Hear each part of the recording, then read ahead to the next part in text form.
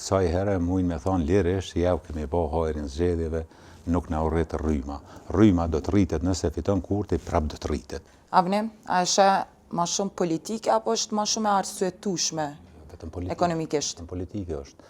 Për me plotësu Janinën, një medium që e ka marrë vesh vjetë se do të ketë shtrajtim të energjisë, e ka dhënë lajmin që do të ketë shtrajtim të energjisë, dhe ai medium është linçu nga lëvizjave vendosjes, është medium i Serbisë, është medium antikombëtar, sepse nuk është e vërtetë që ka rritje të energjisë, u kryen zgjedhjet 16% apo.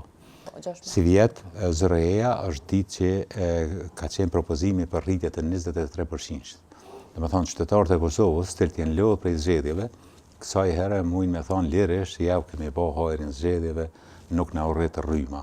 Rryma do të rritet nëse fiton Kurti, prap do të rritet. Sa i përket pavarësisë së ZRE-s, bordin e ZRE-s i emëron Kuvendi i Kosovës.